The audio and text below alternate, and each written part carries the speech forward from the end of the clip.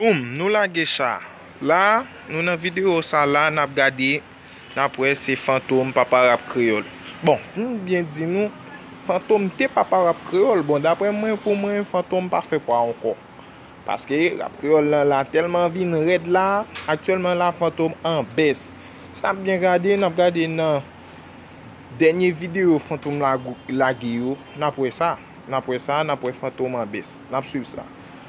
Men, ba vle di nou ki fantôme pa fò. Men, fantôme manke motivasyon. Sa vle di la aktuelman la, nan mouman la, nap gade fantôme, nou tou wè sa. Nou wè fantôme an bes. Sa vle di la, fò fantôme fè bel motivasyon pou leve pil. Oui, se vre, fantôme se pa rap kreol. Apre, pou mwen di nou, kek motivasyon pou l'fè. Bon, la konya nou pral entre, la nap gade la, nap entre, nap wè sa, se méchanceté. Nek ki an fas Wendy an la pou le mouman. Men, mdouj vle fè l konen ki l pa fè pwa. Sa se kler. La nap gade méchanceté. Oui, se vre méchanceté fort. Oui, l fort. Men, nan mouman la, nap gade, se Wendy la nan mouman la kap mene. Nap bien suiv. Al gade video méchanceté yo, gade jan view ye, gade amélioration yo. E pi pou nou ka di, sa nou gen pou nou di. Nan komante yo, gade bien tout video méchanceté yo, gade bien. Apre nou wè la, nou pral wè video Wendy la ansam avèk video méchanceté. Gade yon simple video. Video sa montre yo ou mèm li montre yo tèt ou, li montre yo ki jan pou jere tèt ou nan yon relasyon. Sa vle di la mble fè nou kompren. Wè Wendy nan video sa alè de an pil moun. Sa ve di gon jan pou fè re, gon jan pou pa fè re. Sa ve di tout baye sa ou, tout jan de manye sa ou, tout, waw, li vreman eksepsyonel pou mbye di nou. La nap gade men, video sa vreman hak pou le mouman lan. Pou mwen, se pi bel video mte kagyen. Ap gade men, video sa men, yo, si tou patne men ki fè refren men, yo, mse bien la gen, mse jere Wendy tou.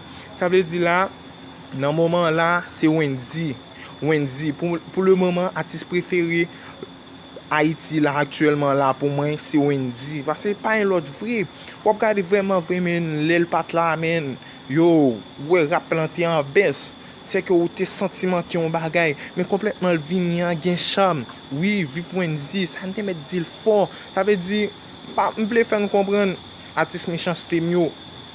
Sa nou pa kompren, m'vle fè nou kompren, ki actuellement la, nou te met di vive Wendy. Pable di la nou e diferans lan bien. Yo, video sa men, yo, li use marou men, li edo jero. Pren san ou, gade video sa men, epi men, yo, diyon ba en an komante a, epi wap kompren samzou lan. Eske nou kompren samdi nou men? Gade nou video men, yo, mse palo de 1, de 2, 3 men, e se pa manti men. Yo, video sa ede ou kompren tetou, edo jere tetou nan yon relasyon. Video sa ede moun an pil. Bon, sa ka arrive ou kap gade video wa son pa kompren parol yo, men pren san nou, kompren parol yo, nap we. Sa vle di men, e sa kon artiste men. Yo, wap gade men, yo, se tro fò men, e sa kon artiste. Sa vle di yon artiste mande sa, yon artiste se sal merite, se sal mande tout.